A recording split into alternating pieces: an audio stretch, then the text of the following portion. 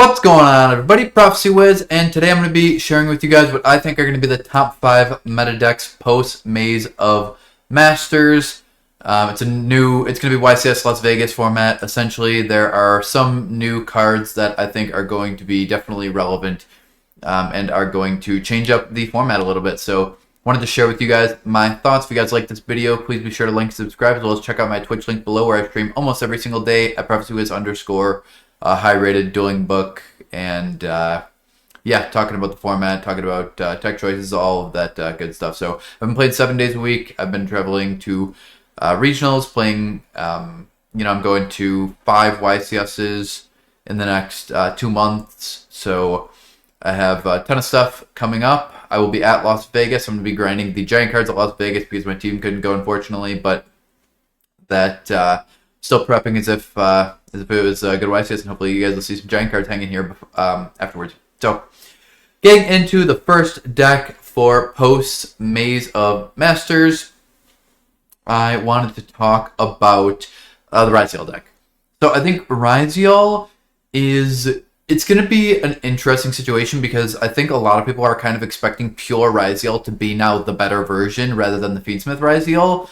I still think it's going to be a good mix, because I think because a lot of people are anticipating pure Ryzeal, it's going to make D-Barrier flux a bit. Like, a lot more people, I think, are going to play D-Barrier, which is going to make the pure version a worse choice, but make the Fiendsmith version a better choice. So, the reason that people are kind of anticipating pure is because they are getting 7th Tachyon, so it makes the pure deck a lot more viable.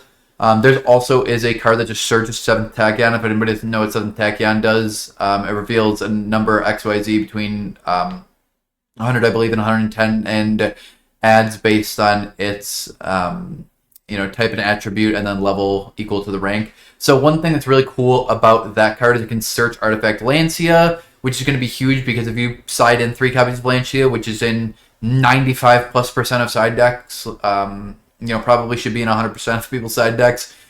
You have 9 copies of Lancia, and what's really cool about that in the pure deck especially is with not using the Fiendsmith cards in the extra deck, you have a lot of space, and you could play something like Dagara. So, like, when you go first, you're, like, especially they play Pot of Prosperity, so they're almost guaranteed to end up with Lancia, because they'll have, like, 10 copies of Lancia in their deck, more than a quarter of their deck. And with 10 copies of Artifact Lancia in the deck, you're going to see it so often. You're going to set up a board. The Maliss deck already can't really deal with a detonator very well, and a detonator can kind of shut them down. But now you're going to be Lanciaing them, like dropping Lancia, and then be able to attack them for game in the next turn. So that's going to be a really big deal, I think. It's like them having so many more copies of Lancia going first, or being able to like hand trap them in such a way and then search Lancia even after turn 1. Additionally, one thing that is really cool with the pure deck is because they don't have to play so many extract spots, they are playing Dugaris, and Dugaris can special summon Lancia. And I think that's really cool that you could summon Lancia off of Dugaris and then like use Lancia again. So that's a really cool interaction. I think Ryzeal is just the most powerful, top. It's at least the most represented deck right now, and I think it's going to continue to be the most represented deck moving forward. I think pure has been like on an uptick, and I think it's going to continue to stay. Like, I think it might edge Fiendsmith Ryzeal, but I think people are still going to play Fiendsmith for sure moving forward, and at the YCS in the format. All right, so the next deck we are going to talk about is going to be none other than the Maliss. Not really surprising. I know there's like a lot of people who are saying Maliss is going to be dead going into the next format, which is just simply untrue. Maliss is the deck that I feel like when you lose a die roll to it is so, for lack of a better term, die rolly. Like, it's very, very hard. If it's a really strong pilot of that deck, it's very hard to stop them when they go first. Like, they win the die roll, and they're just at such an advantage to win that first game. I think that, they could play 18 to 20 hand traps. The deck is just absolutely crazy going first, and it's not horrible going second. And I think that deck is still just going to stay really good. I think, like, Ryzeal being able to search Lancia is a big deal, and definitely is going to, even though Ryzeal was already, like, the much more represented deck and the favored deck, I think it's going to edge Ryzeal a bit more. But I wouldn't mistake that for kicking Maliss out of the format. I think Maliss is still going to be the second best deck. I think it's by quite a decent margin. I don't think that the next decks are anywhere near as strong. Like I think winning the die roll with Maliss is just crazy, and there's just a lot of advantage. And I don't think you just lose when you lose a die roll. Like you're playing 18 hand traps at least in a Maliss deck. So I think that deck is going to continue to stay the best, the second best deck rather. It's definitely the best deck going first in my opinion. People will be searching Lancia, but when people are searching Lancia, there's always things that like you can do to try to mitigate that, right? Like a lot of the things I know they're doing going first, like they can play cross out, but they can also play something like thrust, and especially if they're ready for a lot of the pure, like they can thrust in a D barrier. So if they do get Lancia, they can set D barrier. A lot of that kind of thing. I think that people are just, I don't know how, because Maliss is just like only showed how much stronger it continues to seem and get. So I'm not sure how people think that it's just like falling out of the format because one deck is going to be searching Lancia. Also, like arguably the better version, it could still be Fiendsmith Bystial. That's going to be to be determined, but I think that Maliss is just by far the second best deck moving forward into the next format. And I think you should still anticipate to be playing against enough Maliss. Like definitely don't cut your Lancias out of the side deck and maybe prepare even a little bit more in the side deck for it. So the third best deck is something I'm really excited to talk about here because it's a lot different than it was in the last videos I've made about the top decks. Obviously, it's going to be a new format, but I'm really excited that I think Blue Eyes is like definitively by far the best, like the third best deck in the format. I think the top three decks are like kind of clash with each other.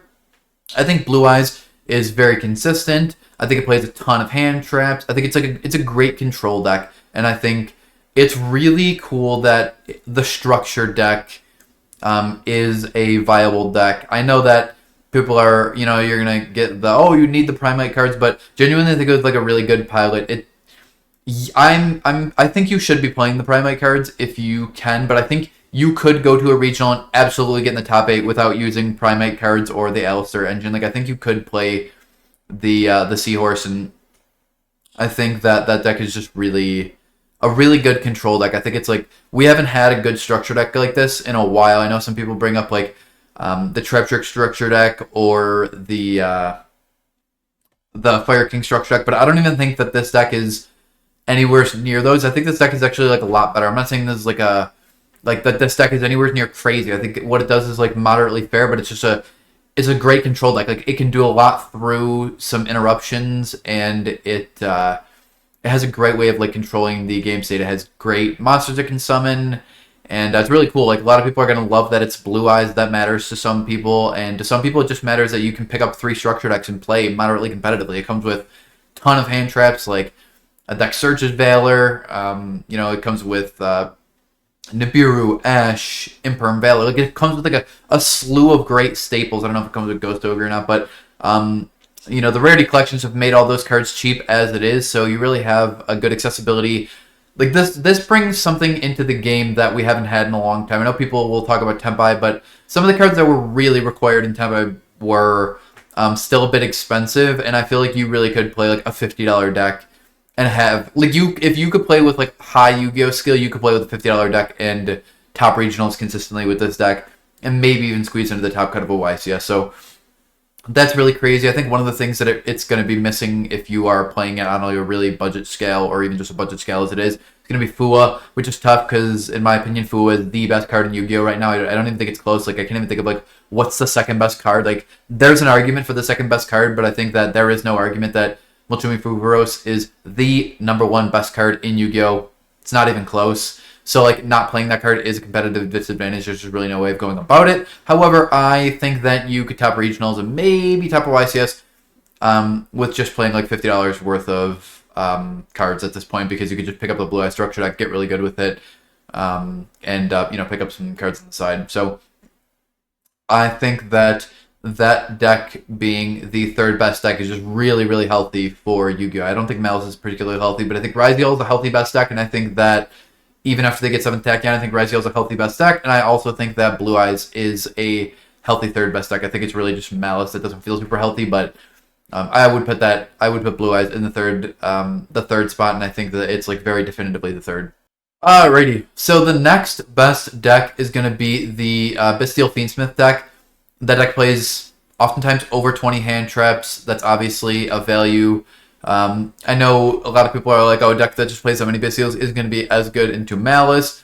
And there's merit to that statement. However, I do also think that Caesar is pretty good. Like, DD King, Wave High King, Caesar is pretty good into Maliss. And I also think that Branded Regain is crazy into Maliss. And just, like, being able to play a ton of hand traps to try to stop them is also really nice. So I don't think it's horrible into that. And I think that deck actually has, like, a pretty decent matchup into Ryzeal as well, just based on the amount of hand traps. Plays like more of the Fiendsmith cards in the extra deck. Bystials against the Fiendsmith Ryzeal deck are pretty good. Against the pure Ryzeal deck, I don't think it's as good, which is tough because that's picking up. And I think that this deck unfortunately gets like a bit hindered by that if people are not playing the Fiendsmith version of Ryzeal. But like I said, I still think that that's like probably the best version. Like if I was playing Ryzeal at YCS Las Vegas, I would be playing Fiendsmith Ryzeal 100%. I still think that's the best version of it, but it may not be the most represented version, which matters to take into consideration, right? When I'm saying like, oh, I think these are the best decks, it's not like this is what I would play. Like I think, like genuinely, I really think that Melodious is the best pick for a myriad of reasons. I've explained it many times. I think like there's genuine logic there behind that, and you know, the success I have on a consistent weekend by weekend basis shows that. Unfortunately, I'm not playing in the main event of Vegas, but hopefully I'll win the giant card there. So nonetheless, it's not about what, like oftentimes when you're considering decks, you need to consider what is actually going to be represented at a tournament, not like what I think. Like just because I think Melodious is a great pick and it has all these things going for it doesn't mean that I'm going to plan my deck to play against Melodious because I'm not going to show up and play Melodious Mirrors. It's not impossible, but it's very unlikely, right? I'm going to play against Ryzeal and Maliss and Blue Eyes and Fiendsmith Bystial. So I think the Fiendsmith Bystial is going to be the next best deck based on representation. I think it's like falling a little bit out of favor, but I still think that it's the next most represented deck. I personally wouldn't suggest playing this deck at the tournament. I feel like the first three decks are just like better, but I think from a representation standpoint, people are still playing it, and I think there are merits to it because it plays like the most of the Fiendsmith cards, and those play really well into hand traps. And because Maliss is so good into hand traps, you have to play them. Like you can't just play board breakers, or you will just accept losing to Maliss, and it's too representative to do that. So you still have to play like hand traps right now, and that deck tends to trade really well into hand traps and play more hand traps than the next deck. So I think that is going to be the third best represented and the third best deck. Fourth best deck, rather, sorry. Alrighty. And for the fifth and final spot, I think the first three spots were like a lot more set in stone. Like, I'd guarantee it to you. I think you even could see more Blue Eyes than some of the other decks, just because it's a structured deck and people love Blue Eyes and people are going to play it. It's cheap. But I think that the fifth spot, the fourth spot is like more up for debate. The fifth and so the fifth spot I'm actually going to split between two different decks, which I know would kind of make it the fifth and sixth, but I think that the next best deck on this tier is hard for me to come to like a solid determination. I think there's two decks for me that are tied and are going to be tied not only in representation but in regards to what is very strong. I think that White Forest, the Whitewood as a main deck, is something that's picked up incredible steam. Every single tournament I have been going to, I've played in 2 case tournaments and then a regional last weekend, and I played DB every single day. Like everything I've been playing in, I have been playing Whitewoods every single time. Not at like crazy numbers. Like I went to an 8-round regional, I played 2 Whitewoods. I played it at the case tournament I won. I played it at the 3v3 case tournament that we took third in. I've just played against Whitewoods so many times, and I've just seen it represented in the field. I think Whitewoods as Mina is like a genuine deck right now, and I think that the deck deserves the respect of being the 5th most represented deck. Like I think people are really picking up and playing that deck at like a pretty high rate right now. So I would definitely expect to play against that. I think that the Asmini cards are really good. I think the deck has like super strong recursion. I think Book of Eclipse effects are really good right now. Like going first into Maliss, they're insane. Going first into Ryzeal, they're insane. The deck can play like a good enough amount of going second cards, and also their engine is really good going second. That's one of the only decks that can like kind of get away with playing breakers. But I mean, I wouldn't really suggest playing breakers specifically in any deck, so I think they have to play like a bit of a mix. But I think that deck is definitely like tied with the fifth best deck. I think the other deck for me that is going to be tied with Whitewoods is going to be Mermail. We've seen continued success over the weekends of Mermail. Mermail's been very highly played. That's one thing that like a lot of people say like I'm scared to run into that is Mermail, especially like a really great pilot. I know Christian Urena is #1 rated on Dueling Book right now with the Mermail deck. He's somebody who's like he is going to play really well and see lines that you may not, especially if you're not playing the Mermail deck. I know Kamal Crooks tops 2 YCSs in a row with Mermail.